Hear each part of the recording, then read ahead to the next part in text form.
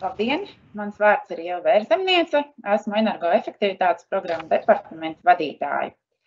Daudzdzīvokļu māju energoefektivitātes programma, kura sākās 2016. gadā, beidzas šī gada nogalē. Tas nozīmē, ka viss Eiropas Savienības finansējums ir jāapgūst un jāizmaksā līdz šī gada beigām. Lai izsniegtu šo finansējumu līdz gada beigām pilnvarotajai personai, ir jāiesniedz altuma noslēguma dokumentācija līdz šī gada 1. oktobra dienas beigām. Šobrīd būvniecības procesā ir pietiekami liels skaits projektu, konkrēti 182, un ir paredzams liels noslēguma dokumentāciju iesniegšanas vilnis tieši septembra beigās un oktobra 1. dienā. Līdz ar to liels aicinājums tiem projektiem, kuri jau ir pabeiguši vai pabeidz ātrāk, vai tūlīt tuvāko dienu pabeidz būvniecības procesu, nekavēties ar dokumentu iesniegšanu, jo tā mēs varētu mazināt darba slodzi, ko paredzam oktobrī un novembrī. Iesniegtie projekti, noslēguma dokumentācija tiks sarindota secībā pēc tās iesniegšanas laika, un katra projekta izskatīšanai būs ļoti ierobežots laiks. Tāpat, ja būs nepieciešama papildus informācija vai precizējumi par iesniegto dokumentāciju, tās iesniegšanai tiks dotas vien pāris dienas, varbūt pat mazāk. Būs jautājums par stundām. Tādēļ ļoti būtiski ir iesniegt kvalitatīvu projektu noslēguma dokumentāciju, un par to vēlreiz šajā seminārā runās mani kolēģi Ilze, Tīdzis un Dace. Un ja jums rodās kādi jautājumi par prezentācijā redzēto un stāstīto, droši rakstiet jautājumu sadaļā savu jautājumu, un pēc katras prezentācijas tiks sniegtas atbildes uz jūsu interesējušiem jautājumiem, kā arī, ja nu gadījumā jums tas jautājums rodās nedaudz vēlāk, droši rakstiet jautājumu sadaļā, atbilde tiks sniegta rakstiski. Šodien webināru mēs plānojam, ka tas ilgs līdz 11:30. Protams, ja ies raitāk, beigsim arī ātrāk. Ieraksts no šī webināra būs pieejamas, par to mēs informāciju jums katram nosūtīsim atsevišķi. Un tagad ķersimies klāt pie runātājiem. Un pirmais runātājs mums būs Ekonomikas ministrijas enerģētikas finanšu instrumentu departamenta direktors Gatis Silovs.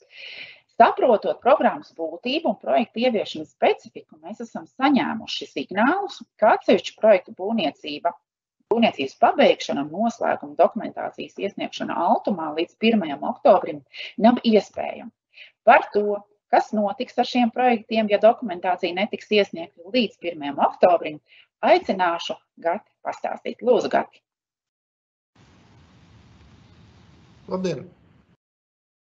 Tātad, kā jau Ieva Bērzemniece no Altuma izstāstīja, tad projekti, kas ir iesniegti un kas šobrīd tiek īstenot daudzdzīvokļu māju energoefektivitātes programmā, viņi ir jāpabeidz līdz šī gada oktobrim.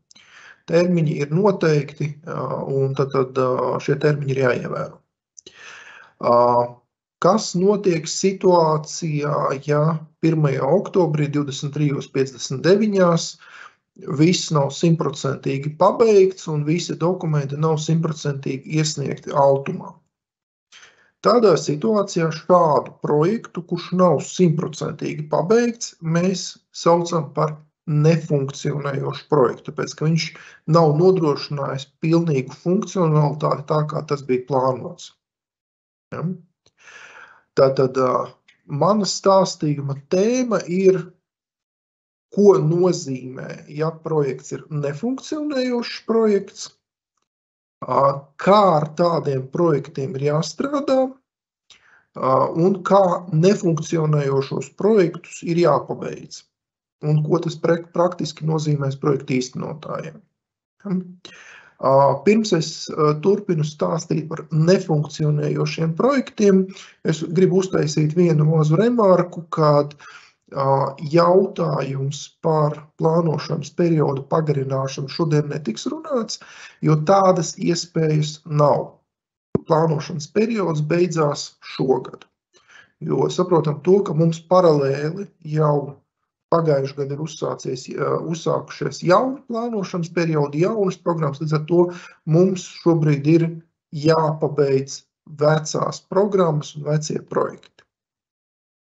Tātad, ko nozīmē nefunkcionējošais projekts? Tas nozīmē, ka projektam nav 100% nodrošināta pabeigšana, nodošana eksploatācijās, nav sasniegti rādītāji, un sakot, ir kaut kādas astes.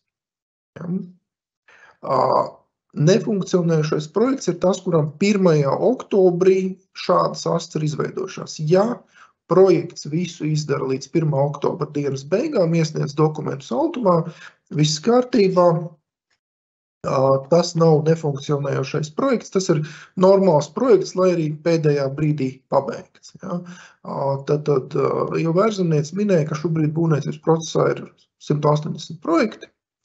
Nu, ļoti ceram, ka būs arī 180 pabeigti projekti, bet ja nu kāds nav pilnībā pabeigts, tad ir sekojoša rīcība. Pēc šī semināra no Altuma tiks sūtīta ārā informācija par to, kuri projekti paši secina, ka viņi 1. oktobrī nespēs nodrošināt pilnu funkcionalitāti.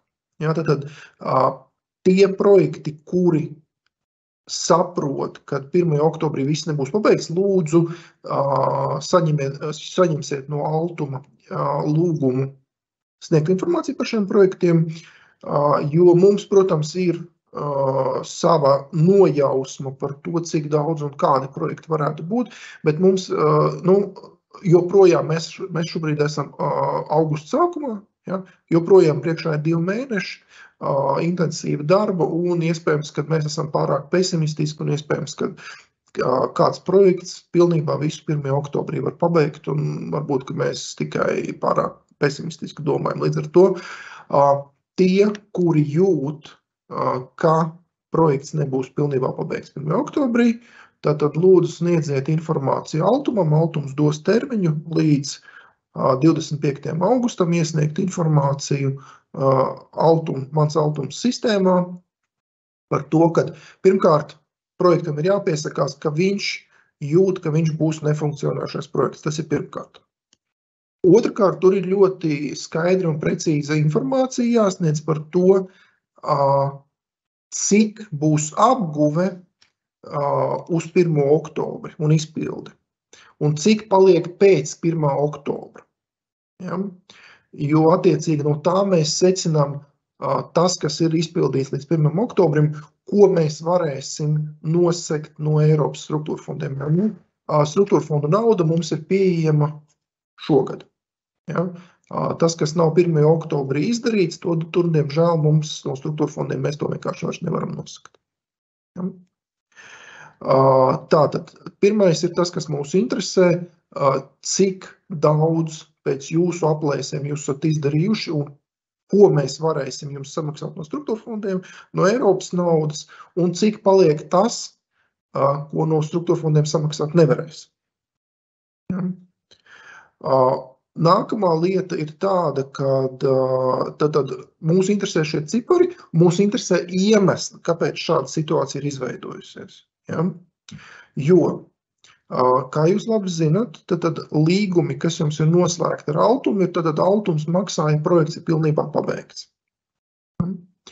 Šobrīd mēs taisīsim izņēmuma atļauju Altumam daļēji samaksāt tiem projektiem, kuri daļēji būs pabeigti 1. oktobrī, tad šiem nefunkcionēšiem projektiem.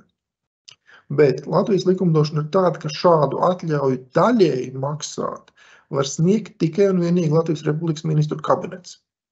Līdz ar to tas ir tas iemesls, kāpēc mums vajag, lai projekti paši identificē, kuri būs nefunkcionējošie projekti un cik daudz viņiem būs apguvi un cik daudz būs atlikumi. Šo sarakstu ar nefunkcionējošiem projektiem mēs sniegsim ministru kabinetā lēmumu pieņemšanai. Un ministru kabinets, izvērtējot informāciju, var atļaut Altumam veikt daļēju izmaksu projektiem un pasludināt šos projektus par nefunkcionējušiem projektiem, bet šiem projektiem ir jābūt pabeigtiem. Ne līdz 1. oktobrim, bet līdz nākamā gada 1. augustam. Viņiem ir jābūt pabeigtiem, pilnībā pabeigtiem, 100% pabeigtiem un funkcionējošiem projektiem. Tātad 2024. gada 1. augustam šiem ir jābūt funkcionējošiem projektiem. Jo tas iemesls, kāpēc tas tā ir, Eiropas Savienība saka tā, Eiropas Savienība maksā tikai par funkcionējošiem projektiem. Tas, ko mēs šobrīd darām, mēs nosacīt uz goda vārda, samaksājam daļu, ja, un tikai tad, kad nākamā gada 1. augustā tas projekts būs pilnībā funkcionējošs, tikai tad Eiropas Savienība mums to naudu atmaksās. Ja. Līdz ar to gadījumā, ja nākamgad tas projekts joprojām būs nefunkcionējošs, Eiropas Savienība par tādiem projektiem naudu nemaksās. Līdz ar to, tāpēc ir tas ministra kabineta lēmums, tas ir zināmā mērā,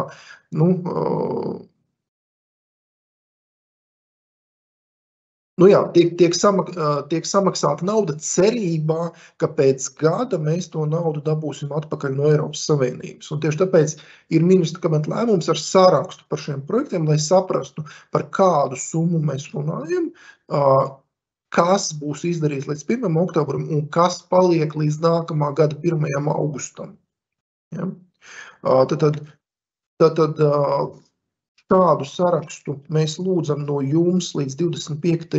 augustam iesniegt Altumā informāciju, kuri būs tie projekti, kāda būs izpilde līdz šī gada 1. oktobrim un kāda būs attiecīgi izpilde līdz nākamā gada 1. augustam. Un kādā veidā un no kādiem līdzekļiem tad šie projekti tiks pabeigti nākamajā gadā, jo Eiropas Savienības nauda, diemžēl, mums ir pieejama tikai šogad. Ja? Un attiecīgi jums pašiem ir jāizvērtē situācija un kādi ir iespējamie līdzekļi, kāds ir iespējamais finansējums, lai tos projektus pabeigtu. Tā. Lūk. Tātad noslēgumā tas, ko es gribu teikt, tas, ko es šobrīd stāstu mutiski, tas izies ārā kā rakstiska informācija no Altuma vēlākais rītdien ar precīziem datumiem, precīziem norādījumiem. Tad līdz šī gada 25. augustam iesniegt informāciju tiem, kas līdz šī gada 1. oktobrim nebūs pilnībā pabeigti un būs nefunkcionējuši. Tad informācija par to, kuri tie projekti ir, cik būs izdarīts līdz 1. oktobrim un kas paliek uz nākamo gadu. Pilnīgi visi projekti, kuri pretendē uz Eiropas Savienības finansējumu, pat ja ļoti mazu finansējumu un ļoti nelielu daļu no projekta, pilnīgi visi projekti ir jāpabeidz līdz nākamajam gadam, tāpēc, ka Eiropas Savienība nemaksā daļēji, viņi maksā tikai par pilnīgi pabeigtu projektu. Ja projekts nav pabeigts, tad pat 10%, pat 5% no projektu summas nav iespējams no Eiropas Savienības. Līdz ar to nākamā gada 1. augustam ir jābūt pabeigtam pilnīgi visiem dokumentiem ir jābūt iesniegtiem, visiem jābūt nodotam eksploatācijā, radītājiem sasniegtiem un tā tālāk. Lūk, un tad, kā jau es teicu, lēmumu par šādiem nefunkcionējušiem projektiem, lēmums tiks virzīts ministru kabineta lēmumu pieņemšanā. Indikatīvi, es domāju, ka tas būs septembrī, ka tad, ja 25. augustā mēs saņemam šo informāciju, mums attiecīgi ir jāsaskaņo šis lēmums ar Finanšu ministriju kā vadošo iestādi. Viņi arī skatās cauri, kādi ir šie projekti, kādi ir tie iemesli, salīdzina ar to, kas notiek citās programmās. Un attiecīgi tad mēs virzam mūsu ministru kabineta lēmumu pieņemšanai. Es domāju, ka tas ir septembra laikā, septembra otrā pusē. Šis saraksts ar nefunkcionējušiem projektiem ir apstiprināts. Un tad attiecīgi ir atļauja Altumam samaksāt to daļu, kas ir izdarīta līdz 1. oktobrim ar pārliecību, ka nākamā gada 1. augustā projekts būs pabeigts pilnībā. Un ar pārliecību, ka tāda nākamā gada 1. augustā to, kas ir samaksāts šogad, to mēs spēsim atgūt no Eiropas komisijas. Tāds ir tas mans stāsts par to, ko darīt ar tiem projektiem, kas nav pabeigti 1. oktobrī. Es ļoti ceru, ka tādu būs ļoti maz. un kad šis izpilde būs maksimāli liela, jo saprotam to, ka tikai to, kas ir izdarīts šogad līdz 1. oktobrim, tikai to mēs dabūjam no Eiropas komisijas.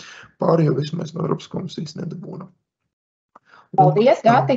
Paldies, Gati, par stāstījumu. Man ir pāris jautājumi, ko vēlos uzdot klausītāji. Tad jautājums ir, kad ministrs kabinets pieņems lēmumu par šiem nefunkcionējošiem projektiem, un kas notiks gadījumā, ja ministra kabinets neapstiprina šo ekonomikas ministrijas piedāvājumu? Ja. Es domāju, ka ministru ņemot vērā to, ka mēs saņemsim informāciju 25. augustā, normālā procedūra ir saskaņot gan ar tieslietu, finanšu ministriju, šajā gadījumā ir svarīgākā. Tad es domāju, ka tas ir septembra otrā puse, atkarīgs no tā, kāda būs ministra noslodze. Tas, attiecīgi, septembra otrā puse, vai 19. vai 26. septembris indikatīvi, jo MK darba kārtība liek Kariņa kungs, viņš var uzlikt, viņš var neuzlikt. Tā ir, piedodiet, viņam privilēģija. Kas notiek ja neapstiprina? Es domāju, ka nav jautājums, ka neapstiprina, jautājums uz kādiem nosacījumiem un kāda informācija tiks paprasīta, jo, kā jau es teicu, tiks salīdzināts ar to, kas notiek arī citās programmās. Teiksim tā, es negribu skriet vilcienam pa priekšu, jo man gribētos redzēt, ko mēs ieraudzīsim 25. augustā. Nav izslēgta iespēja, kad 25. augustā mēs ieraugām, ka mums vajag papildus informāciju, un tā nav izslēgta iespēja, kad Kariņa kungs tā mēdz būt, kad jautājums tiek uzlikts, ministrs sēdē ir diskusija un pasaka, nē, tomēr jautājumu izskatīšanu atlikt, vajag papildus informāciju. Tāda iespēja pastāv. Tāpat pastāv iespēja, kad viņi pasaka, ka tas nav tik vienkārši jautājums, ka tur vajag papildus risinājums. Līdz ar to es precīzāk to varēšu nokomentēt augusta beigā, kad es redzēšu, kāda tā informācija ienāk. Paldies, Gati. Nākamais jautājums. Kas nofinansēs šo neapgūto Eiropas Savienības naudu? Vai pareizi saprotu, ka būvdarbi un pakalpojumi, kas tiek veikti pēc 1. oktobra, ir jāapmaksā no mājas naudas? Jā, Eiropas Savienība to nefinansē, attiecīgi, mājas nauda vai kredīts, bet tās nav Eiropas Savienības finansējums, pilnīgi noteikti. Nākamais jautājums. Vai var atkāpties no līguma tagad? Vai var laust līgumu esošajā programmā un, piemēram, pieteikties nākamajai atbalsta programmai? Jā, nevis nākamā, bet jau šobrīd no pagājušā gada decembra esošā programma ir vaļā. Kaut vai šodien, kaut vai rītdien var pieteikties. Tas, kas ir jaunā programma, kas ir vaļā, viņai ir daudz garāki īstenošanas termiņi līdz 26. gadam. Ja jūs jūtat, ka viss ir slikti un ne 1. oktobris, ne nākamā gada 1. augusts nav iespējams, tad daudz prātīgāk ir paskatīties uz jauno programmu un nemēģināt pa galvu, pa kaklu. Mums šobrīd ir vecā programma, kas jānoslēdz, un jaunā programma, kas ir vaļā, kuras nosacījums jūs pilnībā redzat. Mierīgi varat pārslēgties uz jauno programmu. Nedaudz divi jautājumi par nākamā gada šo 1. augustu. Jautājums tāds, ja nepabeidz līdz 24. gada 1. augustam, kas tad? Tad ir viss slikti, tad ir ļoti slikti. Ja ir sajūta, ka līdz 24. gada augustam nepabeigs, tad labāk pārslēdzaties uz jauno programmu. Sniedziet iekšā projektu jaunajā programmā. Jo nākamā gada 1. augusts tās gan ir pēdējais termiņš. Tas gan nozīmē, ka principā tas grants, kas ir izmaksāts līdz tam 1. oktobrim šogad, ir jāatmaksā. Jā, jo tas to nozīmē. Jā, jo tas ir tāds, tas grants, kas tiek izmaksāts par daļu no projekta, viņš tiek izmaksāts uz goda vārda.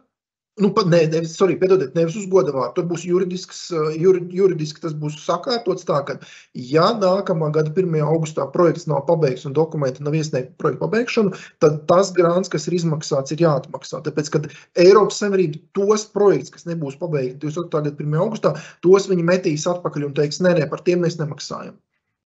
Tad vēl viens jautājums par šo 1. augustu. Kāda veida dokumentācija ir jāiesniedz, vai tas ir Altums vai Ekonomikas ministrija līdz šim 1. augustam nākamajam gadam? Ja, tad līdz nākamā gada 1. augustam ir jāiesniedz tā dokumentācija, kas iztrūks 1. oktobrī. Pēc būtības tās ļoti vienkārši. Tas, kas nav izdarīts 1. oktobrī, tā dokumentācija, kas nav sakārtot, viņai tiek atlikta līdz nākamā gada 1. augustam. Mājai ir jābūt nodota eksploatācijā. Remontam ir jābūt pabeigtam, nodotam eksploatācijā, un attiecīgi apliecinošie dokumenti ir jābūt iesniegtam. Projekts precīzi viss tas pats, kam bija jābūt izdarītam šī gada 1. oktobrī, tas ir jāpabeidz un jāizdara līdz nākamā gada 1. augustam. Visa tā pati procedūra, viss tas pats altums, vienkārši tas ir atliekošs nosacījums nākamā gada 1. augusts. Tālāk jautājums. Šobrīd visa atbildība ir likta uz iedzīvotājiem, māju pārstāvjiem. Vai ir kaut kāda komunikācija arī ar būvnieku, lai motivētu viņus pabeigt darbus laikā? Nav tā, ka viss ir atkarīgs tikai un vienīgi no iedzīvotājiem. Ja būvnieks neizdara savus darbus, viņš vienkārši nedabū finansējumu. Manuprāt, tieši tik vienkārši. Jo ir noslēgti līgumi ar būvniekiem, viņi ir apņēmušies noteiktā termiņā izdarīt noteiktus darbus. Ja viņi to nav izdarījuši, viņiem netiek maksāts. Tālāk ir jautājums, uz kuru visticamāk es palīdzēšu atbildēt Gatim. Jautājums ir tāds, vai no iepriekšējās, tātad no šīs vecās programmas var pārcelt dalību uz jauno programmu, ja Altuma granta līgums jau ir parakstīts un grants piešķirts, respektīvi veikta arī jau daļēja granta atmaksa. Tātad tas, kā notiek. Tātad, ja jūs atkāpjaties no līguma, jūs laužat noslēgto granta līgumu, atmaksājat izmaksāto grantu un iesniedzat šo te projektu atbilstoši vadlīnijām jaunajā programmā. Tātad, principā, jūs tā kā laužat noslēgto šo līgumu, izmaksāto grantu atmaksājat un tad sniedzat iekšā jaunajā programmā šo te projektu. Tālāk ir jautājums, kas notiek ar projektiem, kur grants jau ir izsmelts un jau tiek veikti darbi no DME aizdevuma. Šeit visticamāk es arī atbildēšu. DME aizdevums arī ir Eiropas Savienības finansējums un grants noteikti nevienā projektā no šiem 182 nav apgūts, jo grants jo 10% pēdējā granta izmaksa tiek veikta tikai pēc projekta pabeigšanas, tātad nodošanas eksploatācijā. Līdz ar to šiem visiem 182 projektiem, kas šobrīd ir būvniecībā, viņi visu grantu nav apguvuši. Ja? Un principā, ja ir šāda situācija, kur tomēr tas projekts nav pabeigts, viņš klasificējās kā nefunkcionējošs projekts. Tā, skatāmies, kas mums vēl ir kāds jautājums. Jā. Te ir būvniekam ir maksimālais līgumsods ir 10%, ne vairāk, pārējo jāsadz iedzīvotājiem. Šis laikam ir komentārs, nevis jautājums.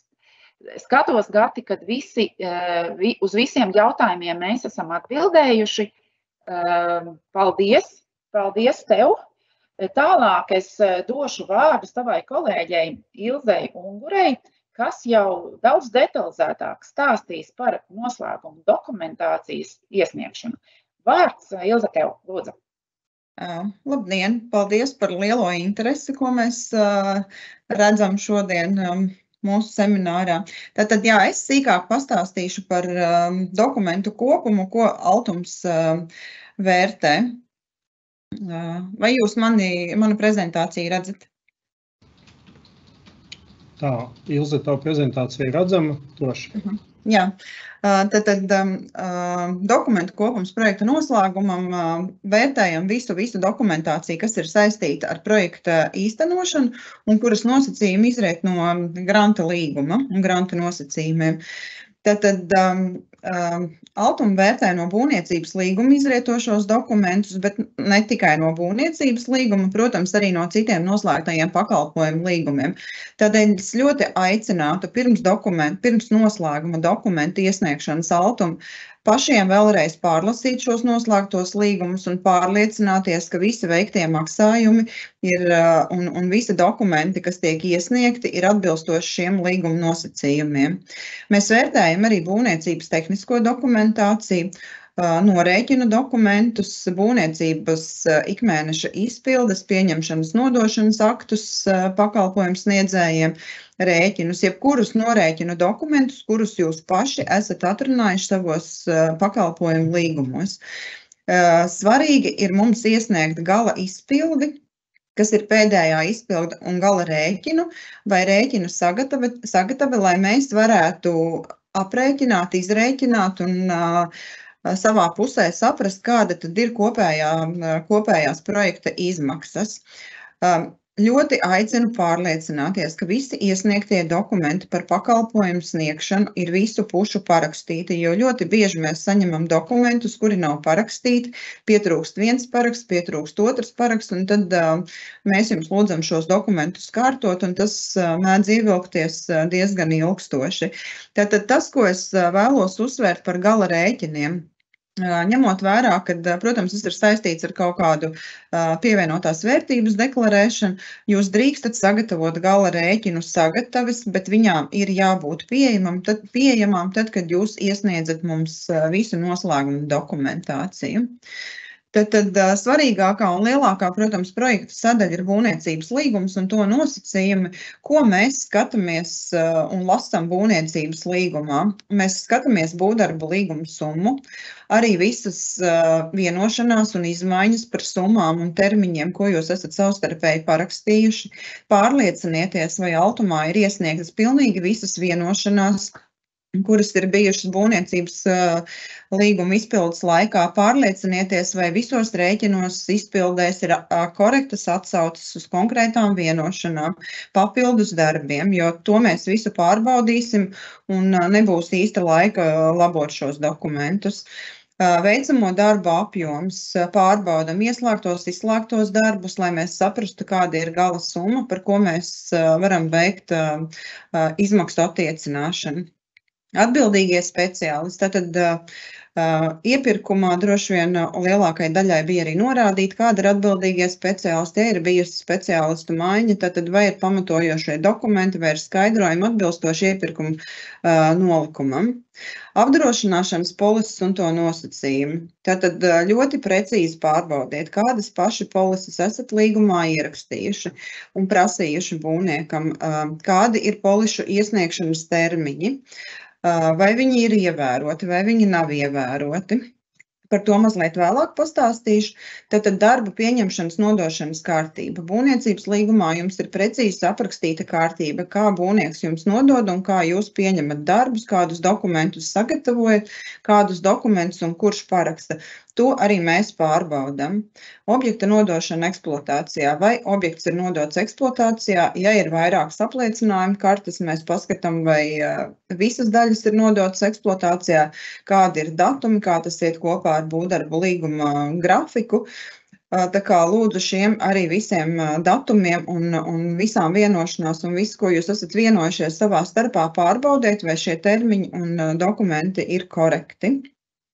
Būvdarbs pamatojošo dokumentu sagatavošanu mēs pārbaudām, par to sīkāk Didis pastāstīs, ko mēs skatāmies attiecībā uz būvdarbiem un norēķinu dokumentus. Tātad ir jābūt iesniegtiem visiem rēķiniem, maksājumu uzdevumiem, dokumentiem ir jābūt parakstītiem un sagatavotiem atbilstoši tam, kā to paredz likumdošana un normatīvie akti attiecībā uz grāmatvedības dokumentu kārtošanu. Tātad visi rēķinu paraugi ir pieejami Altuma tīmekļa vietnē sadaļā grantu un aizdevuma izmaksa. Visticamāk, visi jau kādus rēķinus esat rakstījuši, jo projekti ir īstenošanas stadijā un lielākā daļa jau ir noslēgušies. Tā kā rēķini, es domāju, es ļoti ceru, ka ar rēķinu sagatavošanu šiem projektiem, kuri ir mūsu redzeslokā vairāk, nevajadzētu būt problēmām. Rēķina pielikumā obligāti gan pakalpojumu sniedzējiem, būvuzraugs, autoru uzraugs, projektu vadība, būvniecība obligāti ir pievienojums dzīvokļu īpašnieku saraksts. Tad rēķina kopsavilkums ir obligāts, ja projektā kāds no dzīvokļu īpašniekiem ir tiesīgs atgūt PVN, kas ir 4. grupa.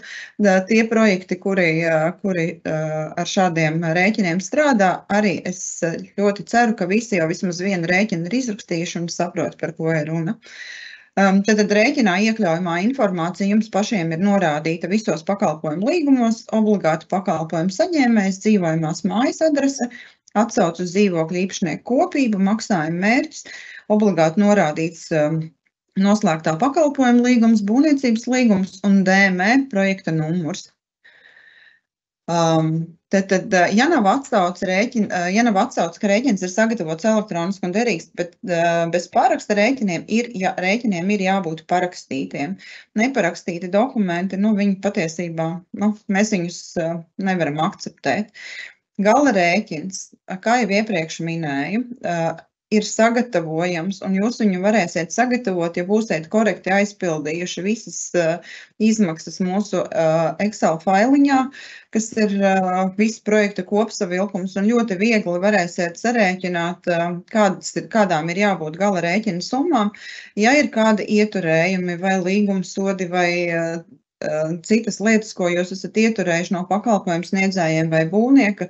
Šīs visas summas savadot mūsu tabulu Excelītī, jūs ļoti labi varēsiet redzēt, kādai ir jābūt gala rēķina summai, un arī šo Excel aizpildot, jūs varēsiet saprast, vai jums iet kopā cipari vai izpildes iet kopā ar izrakstītiem apmaksātiem rēķiniem.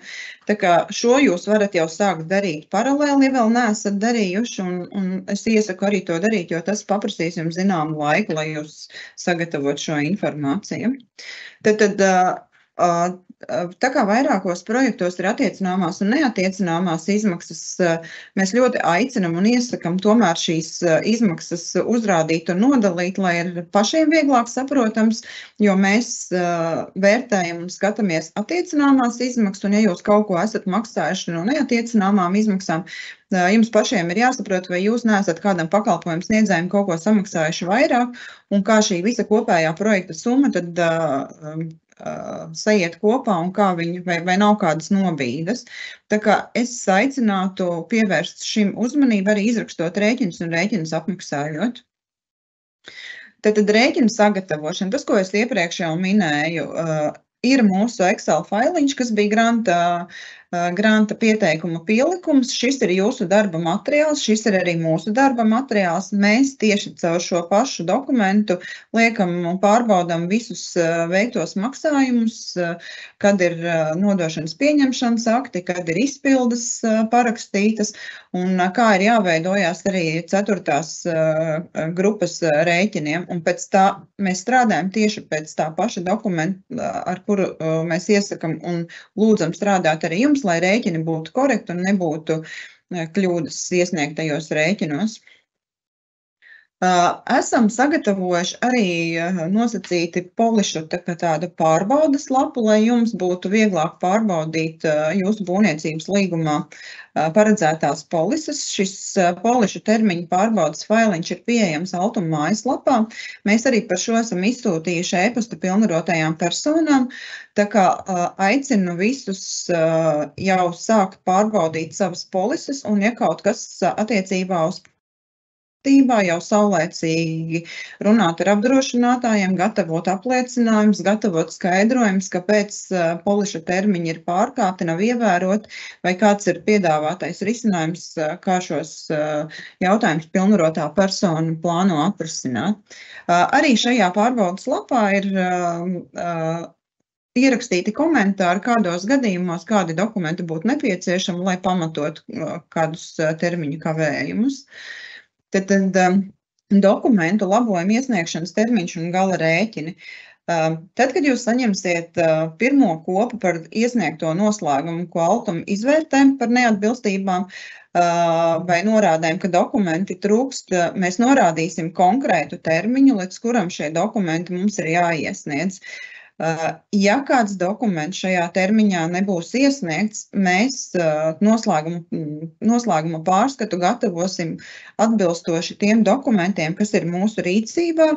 Un ir jārēķinās ar to, ka par paveiktajiem būvdarbiem un jebkuriem sniegtajiem pakalpojumiem ir jābūt visiem norēķinu dokumentiem par būvniecību, izpildu schēmām, sekto darbu aktiem, materiālu apstiprināšanas formām, atbilstoši paveiktajiem un izpildēs noprocentētajiem darbiem, un tikai šādi ar dokumentiem pamatot izdevumi varēs tikt attiecināt, un tikai tādi darbi tiks apmaksāti. Tā kā ļoti aicinu, ļoti rūpīgi sekot līdz tam, kādus dokumentus jūs iesniedzat, un vai visi tie darbi, par kuriem jūs esat maksājuši, vai mēs esam maksājuši, tiešām ir pamatot ar dokumentiem. Tad projekta noslēguma dokumentācijas iesniegšana mans altuma sistēmā līdz 1. oktobrim. Tomēr aicinu pēc iespējas ātrāk šo darīt, lai nebūtu jāatliek līdz pēdējiem brīdim, jo sistēma ir sistēma, un ja visi 180 projekti mums sniegs noslēgumu 1. oktobrī 23:59, varbūt, ka kaut kas netiek iesniegts un sistēma nepaņem kaut ko pretī vai uzskars. Tā kā projekta noslēguma dokumentācijas izskatīšana netiks uzsākta, ja nebūs iesniegti visi dokumenti. Vislielāko uzsvaru šeit es lieku uz pēdējām izpildēm, gala izpildēm, izslēgtiem darbiem un gala rēķiniem, jo ja mums nav zināms šīs gala summas, tad faktiski mēs nevaram ar šo iesniegto projektu dokumentāciju neko izdarīt, jo mēs nevaram izvērtēt, vai visi darbi un visi paveiktie darbi, sniegtie pakalpojumi, vai būtu attiecinām vai nebūtu attiecinām, un šajos gadījumos var veidoties situācija, ka kaut kādi darbi paliek neapmaksāti, neattiecināti, un tas var atsaukties uz risku par finanšu korekciju. Tā kā, ja ir kādi jautājumi, atbildēsim, un paldies par uzmanību, un novēlu visiem veiksmi un izdošanos, lai dokumenti tiktu mums iesniegti saulaicīgi un kvalitatīvi. Paldies! Paldies! Paldies, Ilze, par prezentāciju. Ir ienākušies jautājumi. Tātad pirmais jautājums, turētu noņemt droši prezentāciju no ekrāna.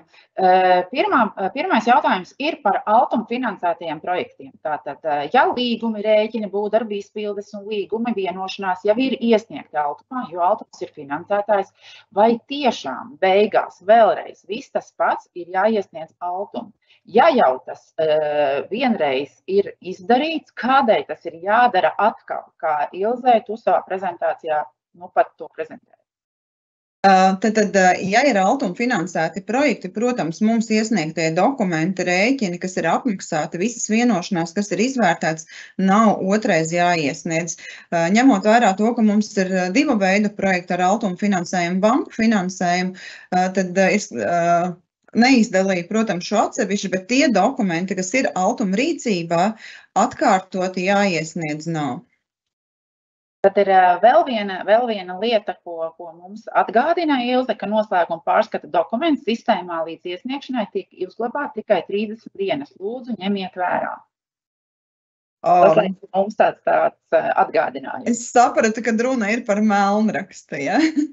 Visticamāk, ja? Visticamāk, līdz ar to tas ne tikai mums, bet arī visiem pārējiem klausītājiem tiek atgādināts, ja?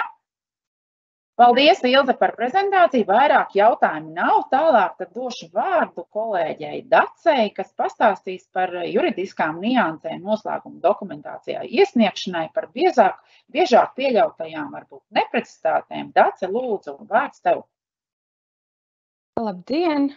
Tad šoreiz es pastāstīšu par līguma izpildi no altuma puses, ko mēs pārbaudam un kam vajadzētu būt. Tātad mēs pārbaudām dokumentus atbilstoši jūsu noslēgtā līguma nosacījumiem. Mēs pārbaudām, vai nodrošinājumi ir iesniegti atbilstoši nosacījumiem, kādi speciālisti ir piedalījušies līguma izpildē, vai grozījumi ir atbilstoši noformēti līguma nosacījumiem, vai ir ievēroti līgumā noteiktie termiņi un tie faktiski atbilst būvdarbu žurnāla ierakstiem. Tad ļoti uzmanīgi, ja jūs veicat kādus grozījumus termiņā, skatieties, vai tas tiešām sakrīt ar būvdarbu žurnāla ierakstiem. Tātad, kā jau Ilze pieskārās par apdrošināšanas polisēm, tad paturpināšu es. Atsevišķi runājot par līguma nodrošinājumiem, kas visbiežāk ir apdrošināšanas polises, atgādinām, ka Altumam nepieciešams ne tikai pati polise, bet gan arī polises apmaksu apliecinošie dokumenti, kas būtu maksājuma uzdevums un rēķins. Jo nereti ir sastopams situācijas, ka redzam, ka polises rēķini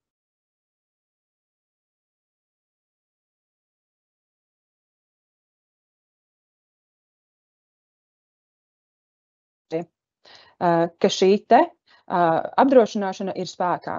Tādējādi, ja jums rodas šāda situācija, aicinām jau saulēcīgi sagatavot apliecinājumu no apdrošinātāja, ka šī apdrošināšanas polise ir spēkā. Tātad mēs arī pārbaudām ne tikai, vai termiņš un summa atbilst līguma nosacījumiem, bet arī, vai šīs polises pēc būtības atbilst līgumam.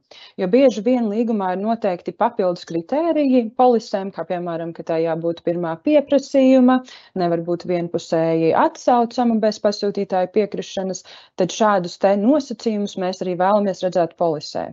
Ja šie nosacījumi nav iekļauti polisē, pašā polisē, tad ir nepieciešams šos te nosacījumus iekļaut polises īpašajos noteikumos. Un tātad atgādinām, ja kāda no polisēm garantijām nav iesniegta līguma noteiktajā termiņā vai nav bijusi spēkā līdz līguma noteiktajam termiņam un veidojas šis te nenodrošinātais periods, tad ir obligāti jāiesniedz skaidrojums un dokumenti, kas pamato pieļauto kavējumu.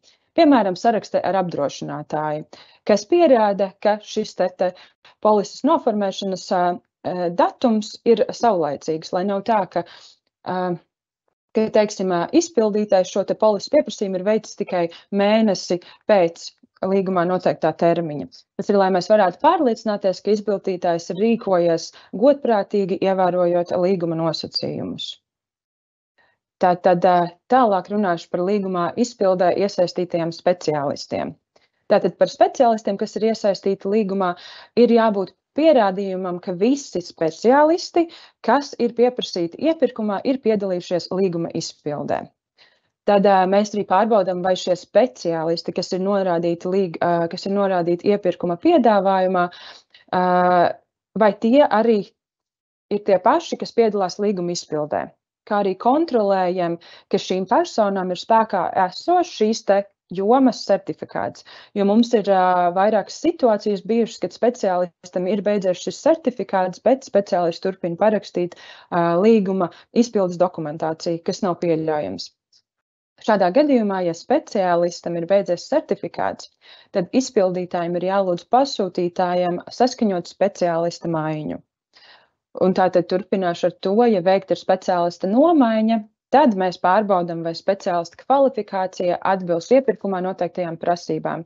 Ja, protams, iepirkumā ir bijušas speciālās prasības speciālistam, tad arī nomainītiem speciālistam ir jāatbilst šai kvalifikācijai. Tad arī jābūt ir pasūtītāja saskaņojumam speciālista nomaiņai, un pie šī saskaņojuma jābūt pievienotam šī iepriekš minētā speciālista kvalifikācija apliecinoši dokumenti. Tātad turpināšu par darba aizsardzības speciālistiem, kas tiek piesaistīti līgumā. Tātad nereti mums ir gadījušās tādas situācijas, ka no būvdarbu žurnāla mēs secinām, ka darba aizsardzības koordinators ir piesaistīts līguma izpildē nevis kā fiziska persona, bet gan ar cita uzņēmuma starpniecību. Jo bieži vien būvnieki noslēdz šos te līgums ar kompetento iestādi, kas nodrošina šos te kompetentos speciālistus. Tomēr jāņem vērā, ka iepirkuma nolikumos ir noteikts, ka ja pretendents balstās uz cita uzņēmēja spējām, proti, ja pašam šim te būvniekam nav pieejams darbu aizsardzības koordinators ar atbilstošu kvalifikāciju, bet viņš noslēdz šo te līgumu ar kompetento institūciju. Tādā gadījumā šī te institūcija ir uzskatāma par personu, uz kura spējām pretendents balstās. Un nolikumā bieži vien ir noteikts, ka šādiem uzņēmumiem ir attiecināmi nosacījumi, ka tiem nevar būt nodokļu parādi. Līdz ar to, ja jūs līguma izpildes laikā nolemjat slēgt līgumu ar šī speciālista piesaisti ar uzņēmumu starpniecību, tad jums šī uzņēmuma piesaisti ir jāsaskaņo ar pasūtītāju. Attiecīgi, lai pasūtītājs varētu pārliecināties, vai šim te uzņēmumam nav nodokļu parādi. Šāda piesaiste nav jāvērtē līguma izpildē, protams, ja tā jau ir veikta iepirkumā. Tātad līdzīga situācija, kā iepriekš minēju, speciālistiem ir arī apakšuzņēmējiem. Tātad apakšuzņēmējiem mēs pārbaudām, vai iepirkumā norādītie apakšuzņēmēji ir norādīti būvdarbu žurnālā un vai nav piesaistīti kādi jauni apakšuzņēmēji. Tātad, ja ir veikta apakšuzņēmēja nomaiņa vai piesaiste, tad obligāti ir jābūt šim te pasūtītāju saskaņojumam apakšuzņēmēja nomaiņa piesaistē, un šajā te saskaņojuma pieprasījumā ir jānorāda nododamo darbu apjoms, vai tas ir līdz 10% vai 10% un vairāk. Gadījumā, ja nododamo darbu apjoms ir 10% un vairāk, tad būtu jāiesniedz pierādījumi, ka minētajam apakšuzņēmējam uz piesaistes brīdi nav šo te nodokļu parādi. Tātad tālāk par grozījumiem līgumā es runāšu.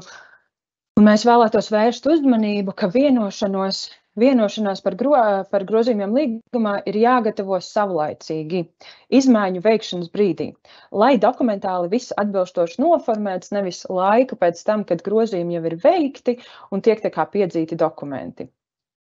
Tātad, ja tiek veikti grozījumā līgumā, mēs atkal jau pārbaudām to atbilstību līguma nosacījumām. Piemēram, ja līgumā ir noteikts gadījumi, ka, piemēram, veids grozījumus papildus darbiem, tad ir jāiesniedz attiecīgie akti, un aktiem ir jāpievieno pamatojošā dokumentācija. Tad arī šādus te dokumentus mēs sagaidām, un tos arī mēs pārbaudām. Piemēram, ja līgumā ir noteikts, ka nav jāslēdz vienošanās pie noteiktiem grozījumiem, kas nemaina līguma summu, kas visbiežāk ir par ekvivalentu materiālu nomaiņu, tad, protams, vienošanās nav jāslēdz, pietiek ar šo te noslēgto aktu. Tomēr citos gadījumos būs nepieciešams noformēt šo vienošanos. Kā arī vēršam uzmanību pasūtītājiem, ka ir jāsako līdzi, vai grozījumu rezultātā netiek mainīta līguma summa. Ja tā tiek palielināta, tad būtu jāņem vērā, ka līguma grozījuma rezultātā attiecināmo izmaksu summa nevar tikt palielināta. Visas izmaksas, kas pārsniedz attiecināmo izmaksu summu, ir uzskatāmas par neattiecināmiem līdzekļiem, kurus pasūtītājs sedz no saviem līdzekļiem. Tātad tālāk runāšu par līguma grozījumiem, sadārdzinājumu, kas ir ļoti bieži ienākuši grozījumi pie mums. Tātad vēršu uzmanību, ka grozījums var veikt līgumos, kas ir slēgti pirms 2022. gada 24. februāra, vai kas ir noslēgti pēc šīta datuma, ja pretendenta piedāvājums ir iesniegts pirms augstāk minētā datuma. Vai arī līgumi, kas ir slēgti pēc 2022. gada 24. februāra, ja pretendenta piedāvājums ir iesniegts pirms augstāk minētā datuma. Tad vēršam uzmanību, ka sadārdzinājuma pamatojuma aprēķinam var izmantot ekonomikas ministrijas izstrādātās vadlīnijas būvmateriālu izmaksu sadārdzinājumu novērtēšanai sakarā ar Krievijas militāro agresiju Ukrainā, grozījumu veikšanai spēkā esošajos publiskajos būvdarbu līgumos attiecībā uz ēku būvniecību. Jo viņiem ir pievienotā metodika, pēc kuras ir viegli aprēķināt šos te sadārdzinājumus un pierādīt viņus. Kā arī vēršam uzmanību, ka šī vadlīnijas attiecas uz tādu būvmateriālu sadārdzinājumu kompensēšanu, kas ir radies tiešā cēloniskā sakarā ar Krievijas uzsākto karu Ukrainā. Un norādām, ka lēmums par līgumu neparedzētu izmaiņu veikšanu pieņemams tikai pēc rūpīga visu apstākļu, tostarp līguma grozījuma pamatotības, nepieciešamības un atbilstības izvērtējuma, kas ir pasūtītāja pienākums un atbildība par šiem te grozījumiem. Tātad tālāk runāšu par termiņa pagarinājumiem. Kā jau iepriekš minēju, tad grozījums var veikt līguma noteiktajos gadījumos, un, ja vēlas veikt izmaiņas darbu izpildes termiņos, tad ir jānoslēdz rakstiska vienošanās par darbu izpildes termiņu pagarināšanu, kurā, protams, ir pievienots klāt šis te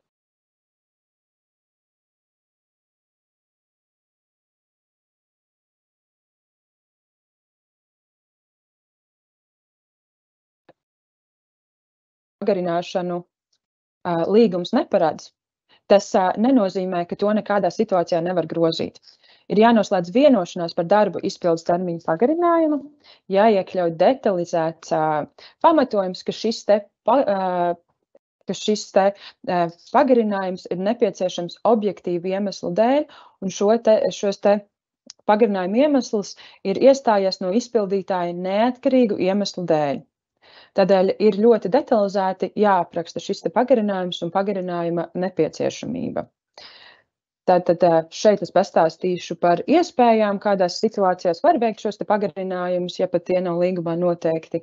Piemēram, bieži ir gadījumi, kad līgumā ir neparedzēti papildus darbi, bez kuriem faktiski līguma izpilde nevar tikt pabeigta. Tādā gadījumā, ja viņi ir radušies no izpildītāja iepriekš neparedzēta iemeslu dēļ,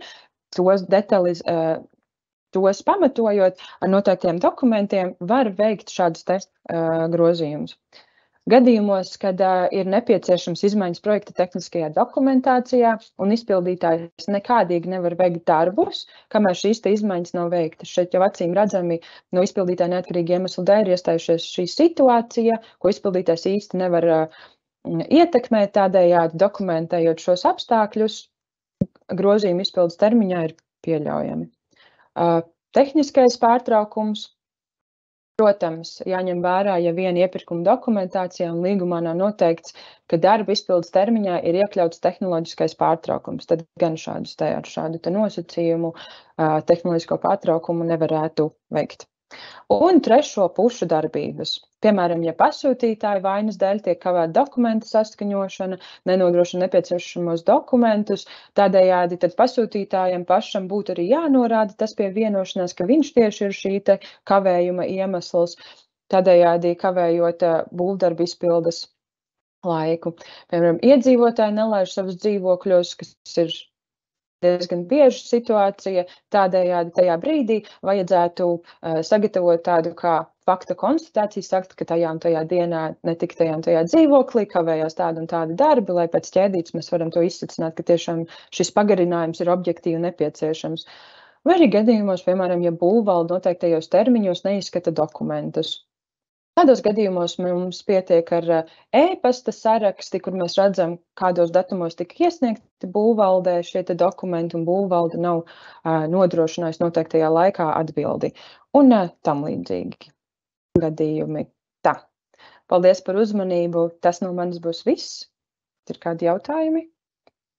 Paldies, Dace. Par brīnumu jautājumu nav. Esi pietiekami detalizēti un saprotami visu laikam izstāstījis. Paldies, Dace. Tad došu vārdu Līdzīm Skrodelim kolēģim, tad vairāk jau par būvniecības aspektiem noslēguma dokumentācijas iesniegšanā. Līdzi, lūdzu, vārds tev. Labdien, jā, paldies jau. Ķeramies klāt.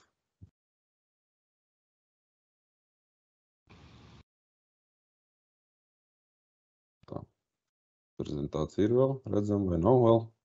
Līdzi prezentācija redzama droši. Ideāli. Tātad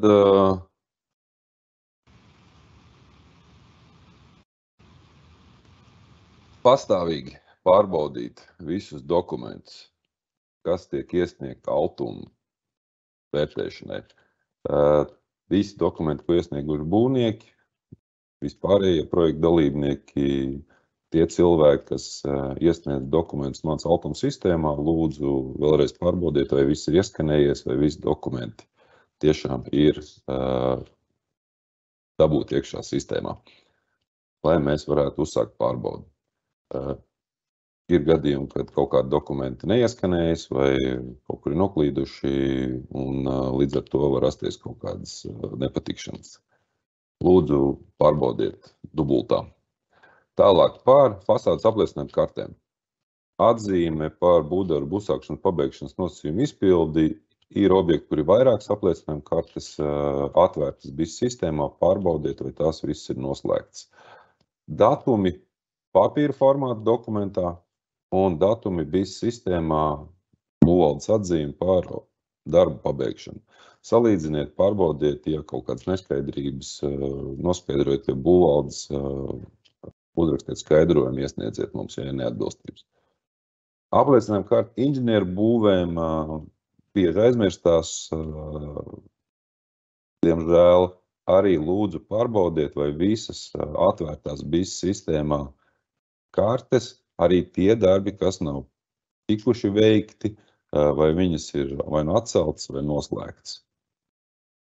Kas attiecas par inženieru tīklu izbūves darbu termiņu, tas ir kopējais projekta izpildes laiks. Tātad, ja būvvalde ir noslēgusi fasādes apliecinājumu kārtā ātrāk nekā inženieru tīklu karti, tik un tā, tas ir pēdējais datums projekta pabeigšanas, kad visi Altuma pieteiktie darbi ir pabeigti. Būvvaldes atzīme par ēkas nodošanu eksploatāciju ir jāatbilst līgumā noteiktajiem termiņam. Loģiski, ja tas neatbilst, domājiet, meklējiet risinājumus, vienošanās, kāpēc tas ir noticies, tiem datumiem ir jāsakrīt. Gala pieņemšanas nodošanas akts, summa, ir gadījumi, kad tiek saskaitīts vienošanās summas un ierakstīts iekšā gala pieņemšanas nodošanas aktā, ja tādā vispār raksta iekšā summu kādā no projekta gadījumiem. Un tad, ja saskaita kopā izpildes akceptētās summas nesakrīt, lūdzu pārliecinieties, vai šīs summas gan izpildēs, gan arī vienošanās un aktā ierakstītās visas ir korektas.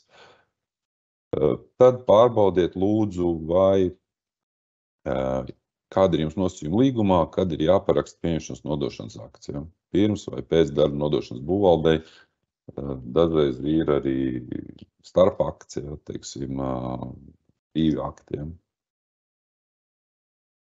Būvuzraudzības līgums, autoru uzraudzības līgums un darba pieņemšanas nodošanas akts, kas jāiesniedz. Tātad, ja ir kaut kādas izmaiņas bijušas, tad vajadzīgi visi izmaiņu šie te pamatojušie dokumenti. Būvdarbu uzraudzības veicēja un autoru uzraudzības veicēja, protams, certifikātu pārbaudiet, ja, vai viņš ir bijis spēkā, vai nav bijuši pārtraukumi, vai ir atbilstošā joma. Ja ir noslēgts līgums ar juridisku personu un nav norādīts autoru uzraugs līgumā, tad mums būtu nepieciešams arī rīkojums par speciālistu norīkošanu, lai mēs varētu pārliecināties, ka tas cilvēks, kas parakstās žurnālos, ir tiesīgs veikt autoru uzraudzību no šīs kompānijas vai būvuzraudzību. Būvdarbu žurnāls pilnā sastāvā un noslēgts, secīgi ieskanēts, ja nav BISā. Tātad pārbaudīt būvmateriālu, kas ir reģistrēti žurnālā, vai sakrīt ar SDA aktos norādītajiem. Pārbaudiet, vai visi SDA akti, kas tiek iesniegti Altuma, sakrīt ar būvdarbu žurnālā reģistrētajiem aktiem. Ja ir izmaiņu akti bijuši, tad mums ir jāpārliecinās no žurnāla, vai tur šīs izmaiņas ir reģistrētas. Līguma termiņa izmaiņas sakrīt ar ikdienas darba reģistrācijas ierakstiem žurnālā. Norādītie speciālisti, vai atbilst, kas bija iepirkumā, kas pēc tam mainīti, ja kaut kas ir, vai visi dokumenti sakārtot, vai viņiem ir atbilstoši visas kvalifikācijas un tā tālāk. Tam visam ir jāatbilst. Apakšuzņēmēji, kas tika reģistrēti, kā arī iepriekšējā prezentācijā, jau arī par nododamo darbu daudzumu apjomu. Pārliecināties, vai netiek pārkāpta kāda noteikuma, līguma vai iepirkuma. Autoru uzraudzības žurnāls ar izmaiņu rasējumiem pilnā sastāvā noslēgts, ja tāds ir bijis. Ja, ja nav, tad izmaiņas, uz kurām atsaucās līgumos vai aktos, viņām noteikti ir jābūt reģistrētām būvdarbu žurnālā. Darba izpildes grafiks ir to, ko jūs iedavāt iepirkumā. Reālais grafiks, būvdarbu žurnāls, tā tad ir jābūt, ja ir kaut kādas izmaiņas attiecībā pret grafiku un žurnāla ieraksts savādāk, tā tad jābūt ir vienošanās, kurā tiek pielikts klāts, kurai tiek pielikts klāts jauns grafiks ar jau žurnālam faktiskiem darba veikšanas laikiem atbilstošiem ierakstiem. Vienošanās par izmaiņām. Jā, tas ir vislielākais klupšanas akmens, droši vien bieži vien, vai visas vienošanās, visi akti, vienošanās pielikumi, kas ir norādīti pie vienošanās, ieskanēti secīgi pēc kārtas vienā failā un tiek iesniegti. Ja ir vienošanās, tā ir pielikumi, lūdzu ieskanējiet secīgi, lai mēs varam identificēt šos te pielikumus, kā konkrētai vienošanai pievienotos. Kā arī paraksta līgumus, tātad parakstiesīgās personas.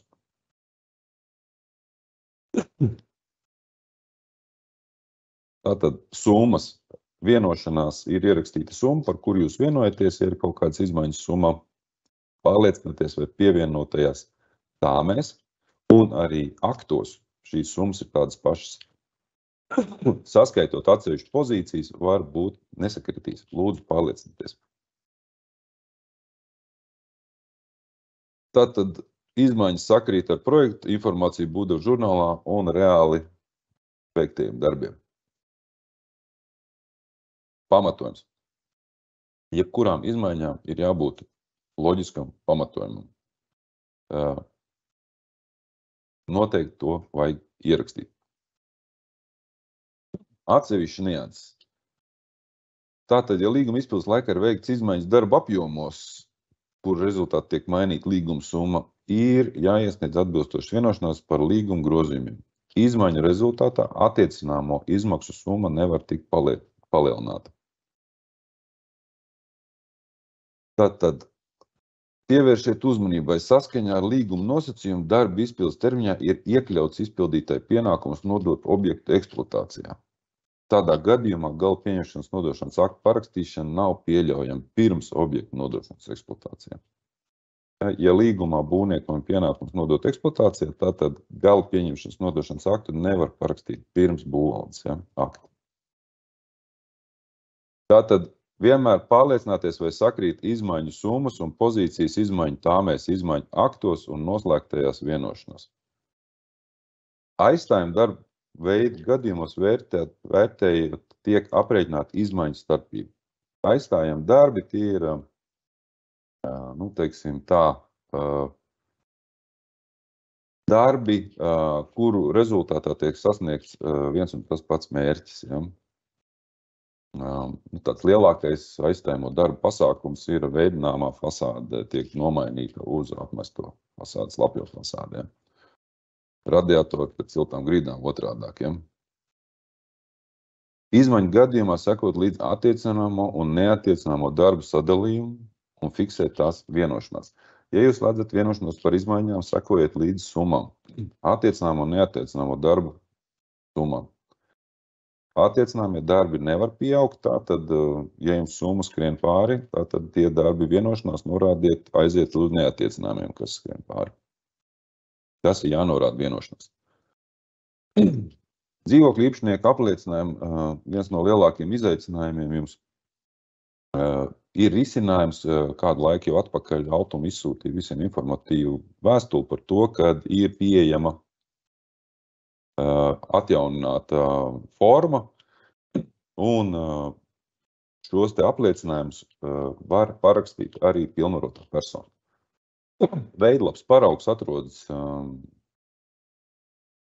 šīs te mūsu programmas mājaslapā, projekta īstenošanas sadaļā. Principā forma ir tāda pat, kā jūs līdz šim esat izmantojuši, tikai parakstā apakšā pilnvarotā persona. Jānorāda tāpat ir skaits, daudzumi, viss ir jānorāda veiktie darbi dzīvoklī. Ikmēneša darba izpildes formas. Skanēts, tas jau tā reti šobrīd, un Excel formātā vai tikai elektroniski parakstīts Excel formātā. Tad nevajag skanēt, ja ir elektroniski parakstīts loģiski. Altuma izpilžu veidnes formā ar ieslēgtajiem darbiem.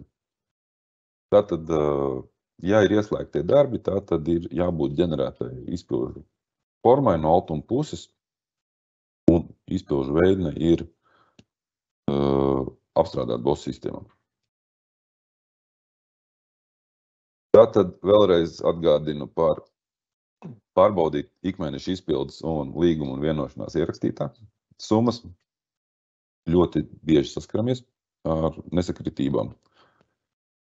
Un lūdzu nemainīt izpilžu veidnē Excel formātus, ja izmanto citas programmas. Ir citas datorprogrammas arī, kas tiek izmantotas objektos. Diemžēl sistēma nespratīs mūsu nepieciešams šis te konkrētais Excel failu formāts, kas ir ģenerēts no Altuma puses. Par e-tag certifikātu. Tātad mēs to vienmēr ļoti detalizēti pārbaudam. Tātad būtu žurnālā ienākuši materiāli, atbilstoši e-tagam, izbūvēti SDA akti, ja ir bijušas izmaiņu vienošanās loģis, tas viss atspoguļojas. Dokumentos lūdzu pārbaudiet adresi. Ja? Ir bijuši gadījumi, kad adresi ir nepareizi norādīta objekta. Ēkas pagaidu energo certifikāts. Ja to tagad sagatavo auditori saskaņā ar jauno spēkā esošo metodiku, ja? MK numur 222. Tātad šajā gadījumā, ja mēs saņemam šādu te pagaidu energo certifikātu pēc gudra pabeigšanas, mēs nosūtam veidlapu, pārēķinu veidlapu, ko mēs esam sagatavojuši kopā ar LS Gūtis. Šī veidlapa ir arī pieejama mājaslapā. Informatīvā plāksne. Grantu līgumos ir ierakstīts, kādos gadījumos tā ir nepieciešama. Pievēršiet uzmanību saviem līgumiem. Ja jums nav vajadzīga to uzstādīt, bet jūs tik un tā esat to paredzējuši uzstādīt, tam ir paredzēti līdzekļi un jūs to uzstādiet, vai gadījumos, ka tā ir obligāti vajadzīga, tad lūdzu iepazīstieties ar Altuma mājaslapā norādītajām prasībām šai te informatīvā plāksnē. Informatīvā plāksne ir, teiksim, tā kā vārds, uzvārds un personas kods šai te ēkai, kas tiešām tiek pārbaudīts. Ļoti precīzi, un tur, ja kaut kas pietrūkst, diemžēl viņa būs jāpārtaisa. Ja? Ņemot to vērā, tas ir ļoti tāds svarīgs moments. Par izpilžu veidnēm vēlreiz īsi. Tātad, ja mums iesniedz tāmeris uz vienas puses parakstu, tad mēs sagatavojam veidni. Lūdzu, ja jūs gatavojat papildu darbus, paņemat tīru veidni no Altuma mājaslapas, atceraties šī te DME programma, ja, kas ir līdz 23. gadam. Tāmas veidne, ja, kur ir attiecināmās un neattiecināmās izmaksas, jo jaunās programmas veidne nederēs. Un, ja aizpildiet to tīru, ja, tad nebūs arī problēmas kaut kādas, kad formulas kaut kādas ir dzēstas vai veikta kaut kādu formatējumu un attiecīgi var būt problēmas ar veidnes ģenerāciju.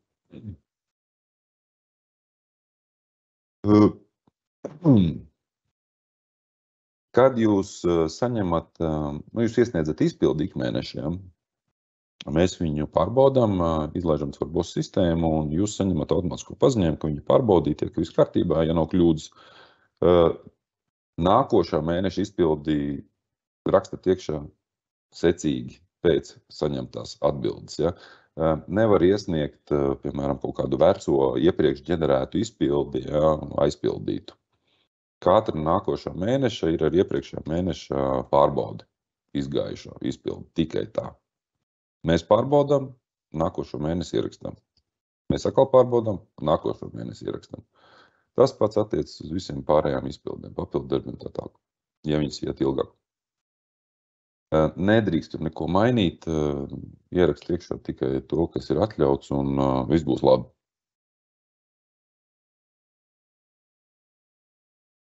Par papildu darbiem. Daudz esam par to runājuši, ja, nu, īsumā mēs pārbaudām Papildu darba pamatotība. Ja? Tātad, ja ir akts sagatavots, viss ir aktā aizpildīts, visi lauki aizpildīti, kas ir nepieciešams, visi paraksti ir, pamatojums ir loģisks. Ja tas pamatojums ir tāds, ka, piemēram, nevar piegādāt preci, piemēram, tajā termiņā, tad ir jābūt klāt arī kaut kādam tur e-pastam vai ziņai no veikala vai būvmateriālu pārstāvi, kad uz kā jūs balstaties, ja, uz šajā pamatojumā. Ja tas ir saistīts ar kaut kādiem ārējiem apstākļiem, jābūt klāt ir pieliktam, uz kā jūs balstaties, ja, aktā ierakstīt. Vienkārši mēs vienojāmies, ja, ka tā ir, ar to nepietiks, ja, vajag pamatojumu. Pamatojuma tā kā apliecinājumu, apstiprinājumu. Ja. Vēl svarīga lieta, izslēdzamie darbi pamatlīguma izpildes formā netiek dzēsti. Ja? Izslēdzamie darbi paliek kā atlikums. Par apsekošanām. Tātad pirmās jau viss ir veiktas, ja? Starposmi var būt vēl kaut kur un būs. Par noslēgumu apsekošanām vēlos piezīmēt to, ka pēc tā, ka tiek iesniegt mums visi dokumenti, mēs esam pārbaudījuši dokumentus, mēs braucam uz objektu pārliecināties, vai tas, kas ir rakstīts papīros, ir arī dabā. Un dažreiz nav.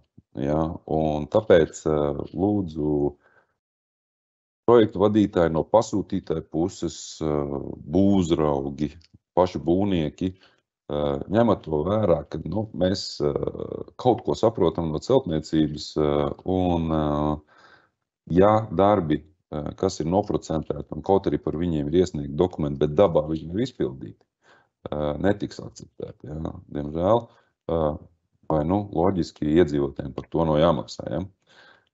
Tāda tipiskākās lietas ir, kad ir mainīti, piemēram, Danfoss sūkņi uz Villos sūkņiem, ja, nav akti sastādīti. Ja. Mainīti ir termoregulātori ventīļi radiatoriem no, teiksim, Danfoss uz, piemēram, kaut kādu citu. Ja. Nav sastādīti dokumenti, ja, apstiprināts pamatojums, kāpēc tiek mainīts. Nav projektēti paredzētie biezumi siltumizolācijai bēniņos. Bēniņos nav precīzi izlikta vate, tā kā projektā mezglos ir paredzēts. Ja. Pagrabu izolācija arī biezums neatbilst griestiem, kā arī pagrabos ļoti uzmanīgi pievēršiet augstumu tiltiņu, kas izolācijai, kas ir paredzēta projektā zem kāpņu laidiem, kā arī pagrabas sienas, apskatieties, kur iet tieši lejā uz pagrabu. Projektos ir bieži dažādi risinājumi, kas kaut kā ir aizmirsušies dabā realizēt. Lūku mezgli. Lūkas tiek mainītas, kāpnes tiek mainītas uz lūkām, risinājumi, lūkas tiek slēgtas ārā. Lūdzu, salīdziniet ar projektu dokumentāciju. Plānē piedāvāto, ja ir kaut kādas izmaiņas, noteikti ir jābūt dokumentam, izmaiņu aktam, pamatojumam, vai tiek izslēgti tie darbi. Vai arī cits risinājums. Ja? Tad vēl tāda neuzmanības kļūda ir pirmā stāva balkona no apakšas nav apdarīti, ja? Kā paredzēts projektā. Nav pievērsuši uzmanību ne būvzraugs, ne pasūtītājs. Mājas apmale nav projektā paredzētajā platumā vai no tiem pašiem materiāliem. Ja ir kaut kādas loģiskas izmaiņas, tad dabiski ir jāstāda akts un jāveic izmaiņas vai darbos, vai arī tikai risinājumos, piemēram. Cauruļu siltumizolācija, pašs cauruls arī, biezumi un cauruļu ekvivalentu akti, ko pasūtītais paraksta, ja, pievēršiet lūdzu uzmanību, ja. Uz ko jūs mainat, un vai tas ir tas, ko jūs tiešām gribējāt, un tas atbildīs mājas prasībām. Mēs tos visu varam apskatīties, pārbaudīt. Un Pēdējais punkts ir dzīvokļi. Dzīvokļos paredzētie darbi. Projektā ir paredzēti konkrēti darbi, kas jāveic dzīvokļos. Dažiem ir apdara aiz radiatoriem, veidināšanas vārsti, logos, sienās, apdares. Lūdzu pārliecināties, vai šie darbi visi ir paveikti tā, kā projektā paredzēti. Kā arī projektā ir mēzgli. Mēzglos ir paredzēti kaut kādi ugunsdrošības risinājumi, cauruļu izvadīšanai caur sienām, ir kaut kādi vēl specifiski risinājumi. Lūdzu, pievēršiet uzmanību, dodiet uzdevumu saviem būvzraugiem, dārgie pasūtītāji, lai visi tie darbi, kas ir paredzēti projektā, ir paveikti. Tātad, kas projektā ir paredzēts? Projektā ir paredzēts, ko ir apstiprinājis autoru uzraugs, ja? Projektētais. Ja ir kaut kādas pasūtītāja vienošanās par kaut kādām izmaiņām, tātad jābūt dokumentiem, kas to pamato, un attiecīgi lūdzu veiciet izmaiņas. Nav nekādu problēmu. Palielam tas arī viss. Paldies par jūsu uzmanību. Tad varbūt kādi jautājumi. Jā, liels paldies, Dīdzi, par prezentāciju, par detalizēto stāstījumu par būvniecību, par brīnumu, vai varbūt ne par brīnumu, arī tev nav iesniegts neviens jautājums. Iespējams, ka kamēr es tos gala vārdus teikšu, kāds jautājums vēl tiks iesūtīts. Paldies, Dīdzi. Aicinu klātesošos tiešām, ja ir vēl kāds jautājums, ko vēlaties uzvaicāt gan Dīdzim, gan kādam no iepriekšējiem prezentētājiem, tad lūdzu to dariet. Dīdzi, tomēr jautājums viens ir, un jautājums ir sekojošs. Kā notiks apsekošana dzīvokļos? Cik dzīvokļiem jābūt pieejamiem?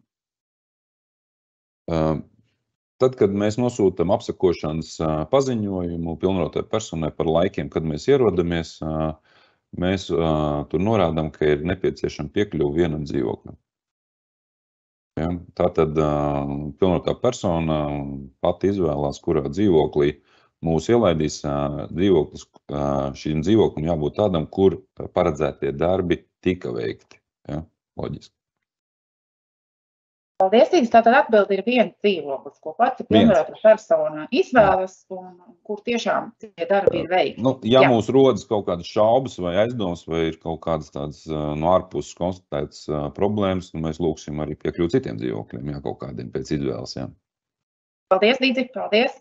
Tātad, ja ir vēl kādi jautājumi, tad droši rakstiet. Es jau mēģināšu tā kopsavilkumu par šodienas runāto. Tātad, šai te daudzdzīvokļu māju energoefektivitātes programmai, Eiropas Savienības programmai pagarinājumu nebūs. Tātad visām izmaksām ir jābūt veiktām šajā gadā, tātad 2023. gadā. Par noslēguma dokumentāciju projektiem mēs sagaidām no jums iesniegtu līdz 1. oktobrim. Gadījumā, ja šodien noklausoties šo te prezentāciju, jūs saprotat, ka tomēr varētu nepaspēt iesniegt noslēguma dokumentāciju līdz 1. oktobrim, tad jums tuvāko dienu laikā tiks caur mans āltumu nosūtīta pieteikuma forma uz šo te nefunkcionējošo projektu. Iesniegums parakstīts no atbildīgās personas ir jāiesniedz līdz 25. augustam. Pirms saku uz redzēšanos un paldies par uzmanību, tomēr izmantošu iespēju un nolasīšu vēl pēdējos jautājumus. Tātad jautājums ir sekojošs. Apliecinājums par apdrošināšanas gadījumu neesamību paraksta apdrošināšanas kompānija vai pilnvarotā persona? Kurš no kolēģiem varētu atbildēt uz šo jautājumu? Jā, droši vien es atbildēšu. Ja tātad apliecinājumu par to, ka brīdī vai termiņā, kad nav bijusi spēkā polise, paraksta pilnvarotā persona. Paldies, Ilze. Tad vēl viens jautājums. Ja notiek termiņa pagarināšana objektīvu iemeslu dēļ, cik liels varētu būt šīs termiņas? Visticamāk, kad es varētu atbildēt uz šo jautājumu, jo principā atbilde šajā seminārā tika jau dota. Tātad, ja mēs runājam par termiņu pagarinājumu, tad jebkāda termiņa pagarināšana, kas nodrošina objekta pabeigšanu, nodrošina eksploatāciju līdz nākamā un par šo faktu pieejama informācija, ja tas tiek nodrošināts līdz 2024. gada 1. augustam, ir akceptējama. Cita runa ir par to, ka jebkādas izmaksas, kas rodās pēc šī 1. oktobra, lai pabeigtu šo projektu, tās finansēšanai ir jāmeklē citi avoti, cits finansētājs. Tad ir vēl jautājums, Dīdzi, izskatās, ka tas ir tavā kompetencē esošais jautājums, vai izpildes veidne pēc ieslēgto darbu akta sagatavojam mēs paši vai gaidām no jums? Kā jau es teicu, tiek iesniegta mums tāme. Tātad papildu darbu tāme tiek paņemta no sākuma veidne no mājaslapas, aizpildīta, sagatavot papildu darbu tāme, iesniegta mums elektroniski ar vismaz vienu parakstu pasūtītāju vai būvnieku, un uz šīs tāmes pamata mēs BOS sistēmā sagatavojam izpildu veidni, un tā tiek automātiski nosūtīta pilnvarotai personai. Tālāk jūs viņu aizpildat. Paldies, Dīdzi, paldies par atbildi. Tātad vēlreiz šī webināra ieraksts būs pieejams. Saite uz ierakstu mēs noteikti jums visiem nosūtīsim. Ja gadījumā pēc šī pasākuma, pēc šī webināra jums rodas vēl kādi jautājumi par prezentācijās minētajām lietām, droši rakstiet tos uz e-pastu dme.programma@altum.lv un uzdodiet. Labāk jautājam laicīgāk nekā vēlāk. Liels paldies jums visiem par uzmanību, par veltīto laiku šajā webinārā, lai veicas projektu ieviešanā, realizācijā, dokumentācijas sagatavošanā un ļoti gaidām kvalitīvas noslēguma dokumentāciju. Paldies par uzmanību un lai veiksmīga diena šodien. Uz redzēšanos!